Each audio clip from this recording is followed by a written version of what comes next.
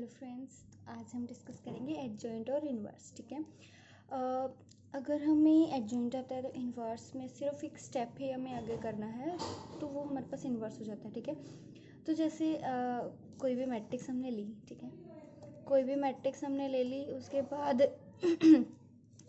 जो भी हमने उसके कोफैक्टर्स निकाले, ठीक है, उसके कोफैक्टर्स का जब हम एक मैट्रिक्स के उसमें लिख देते हैं, मैट्रिक्स बना देते हैं, जो उसके कोफैक्टर्स हमारे पास आए हैं उसके हम मैट्रिक्स बना के उसका जब हम ट्रांसपोज कर देते हैं तो उस मैट्रिक्स को हम बोलते हैं एडजॉइंट ऑफ ए। ठीक है, वो हमारे पास हो जाएगी एडजॉइंट ऑफ ए। ठीक है, तो एक एग्जांपल के थ्रू मैं आपको इसको अच्छे से बताती हूँ। जैसे क्वेश्चन दे दिया कि एक 2x2 की एक मैट्रिक्स दे दी हमारे पास, ठीक है, और बोल दिया फाइंड एडजॉइंट एंड इनवर्स। ठीक है, इनवर्स और एडजॉइंट बताओ। तो मैं स्टेप बाय स्टेप आप लोगों को बताती हूँ कि कैसे क्या करना है। पहले तो हमें जो हमारे एलिमेंट्स हैं मैट्रिक्स के, उनकी हमें आइडेंटिफाई होनी चाहिए कि कौन सा एलिमेंट की क्या पोजीशन है।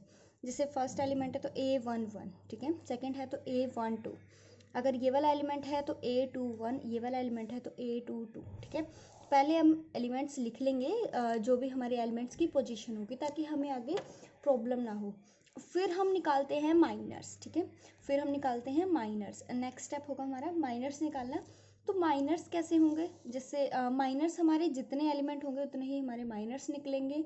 ठीक है, तो माइनर्स अगर हमें माइनर ऑफ A11 मतलब फर्स्ट एलिमेंट के थ्रू अगर हमें माइनर निकालना है तो वो क्या होगा? देखो ये एलिमेंट है हमारे पास, तो हम क्या करेंगे, इसकी रो और इस कॉलम को छुपा लेंगे, हमारे पास बचेगा क्या, -4। तो फर्स्ट माइनर आ गया हमारे पास -4। ठीक है, नेक्स्ट क्या होगा, A12 2 है, तो 2 की हमें रो और कॉलम हम छुपा लेंगे, 2 का ही रो और कॉलम हम छुपा लेंगे, तो हमारे पास बचेगा 3। ठीक है, तो हमारा सेकंड माइनर आ गया 3। अब हम निकालेंगे A21 हमारे पास 3 है, तो 3 की पोजीशन ये है, तो इसके हम रो और कॉलम छुपा लेंगे तो हमारे पास 2 बचता है, तो थर्ड माइनर हमारे पास 2 आ गया। फोर्थ माइनर हमारे पास होगा 4 है, तो हमारे पास इसके रो और कॉलम हम छुपा लेंगे तो हमारे पास 1 बचता है, तो ये हमारे पास फोर्थ माइनर आ गया। ठीक है, तो ये हमारे पास माइनर निकल गए। अब हमें पता है कोफैक्टर्स हम कैसे निकाल सकते हैं, माइनर्स की हेल्प से। ठीक है, तो कोफैक्टर्स के लिए हमारे पास फॉर्मूला होता है AIJ is equal to -1⁻I + J।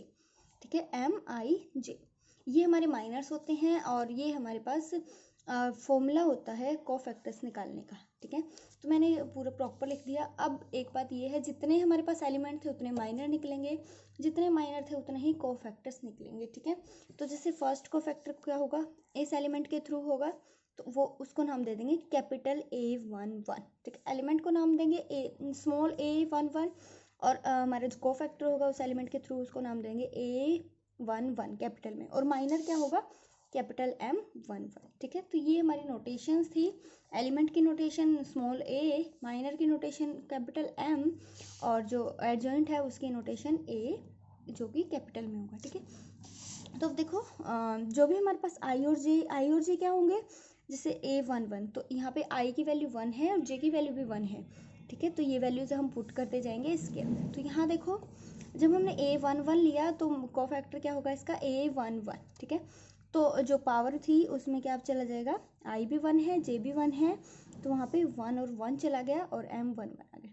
अब देखो -1 की पावर 2 होगी। ठीक है, M11, और M11 हमारे पास हमने अभी निकाला था वो आया था -4। ठीक है, जब हमारे पास -1 की पावर ओड होगी तो वो हो जाएगा -1, जब हमारे पास -1 की पावर इवन बनेगी तो वो बनेगा 1। ठीक है, तो ये चीज़ भी हमें कोफैक्टर निकालते टाइम ध्यान रखनी होगी। तो यहाँ देखो, ये तो +1 बन गया, तो यहाँ पे हमारे पास 4 आ गया माइनस का, तो कोफैक्टर फर्स्ट कोफैक्टर आ गया हमारे पास -4। ठीक है, अब सेकंड कोफैक्टर की बात करते हैं, तो वो हो जाएगा -1⁻3।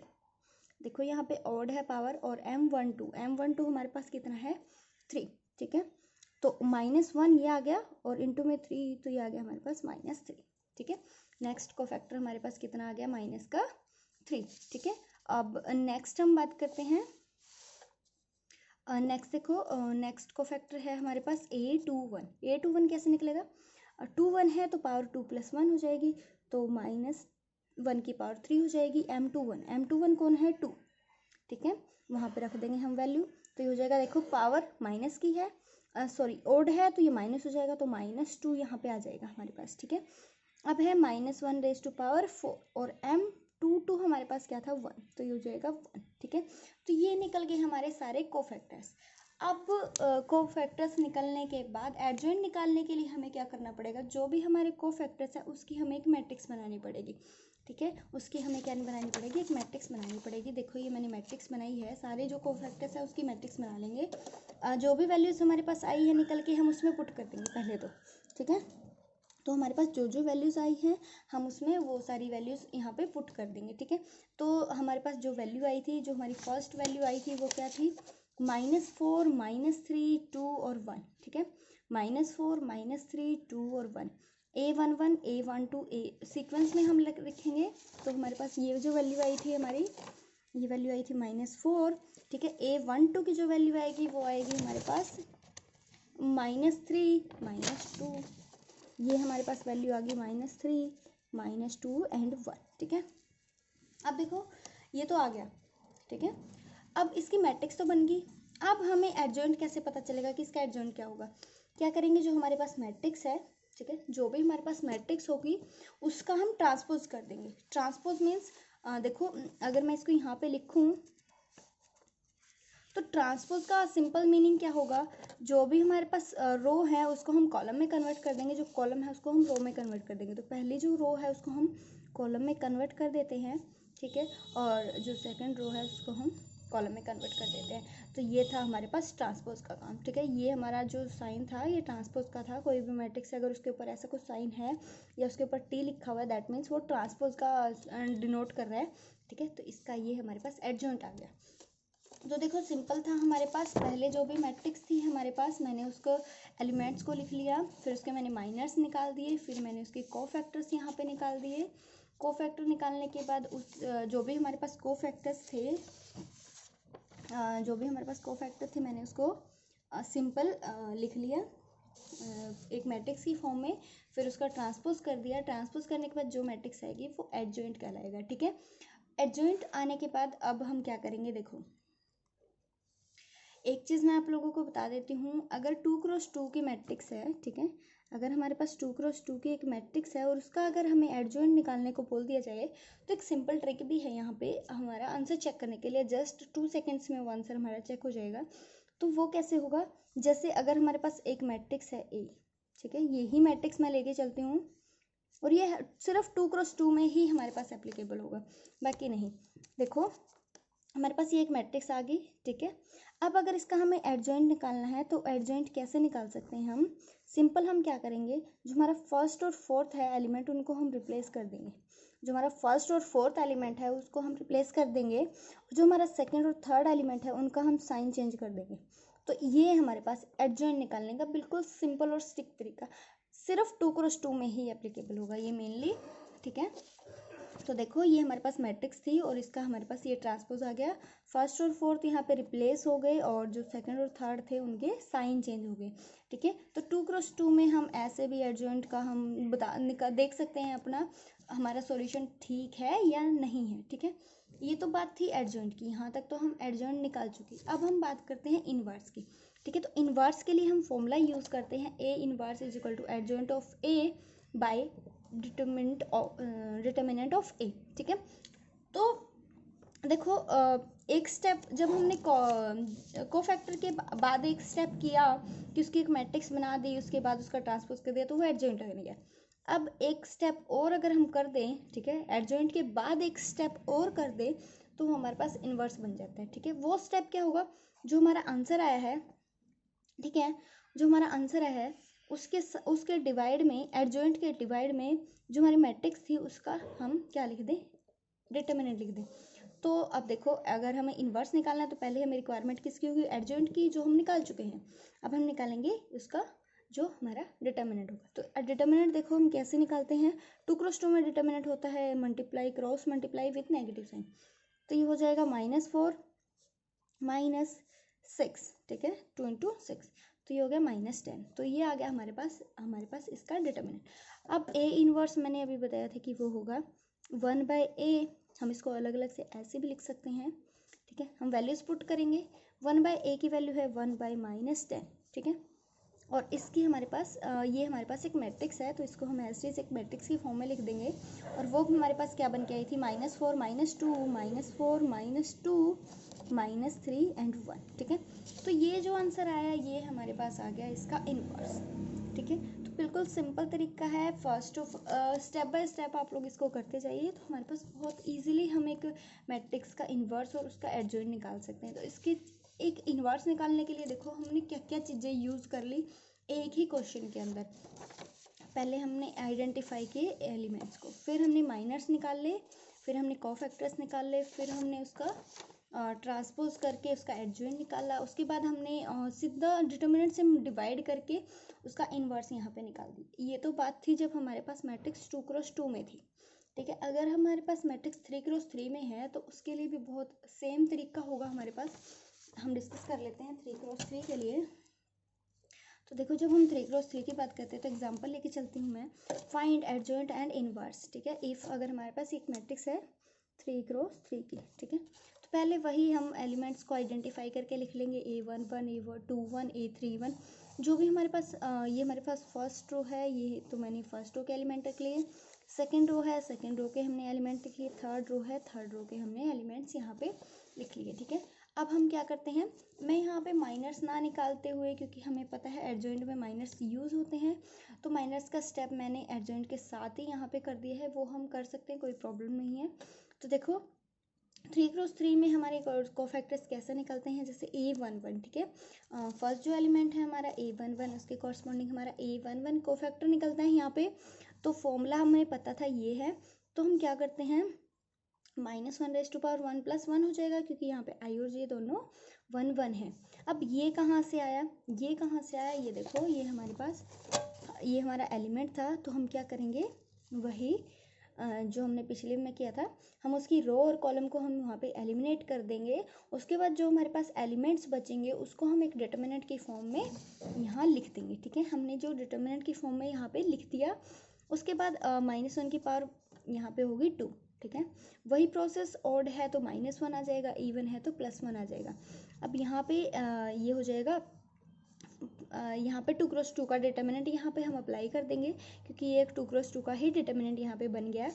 तो 15 5 × 3 15 -4, तो ये हो जाएगा 15 - 4, तो हमारे पास 15 यहाँ पे आ गया।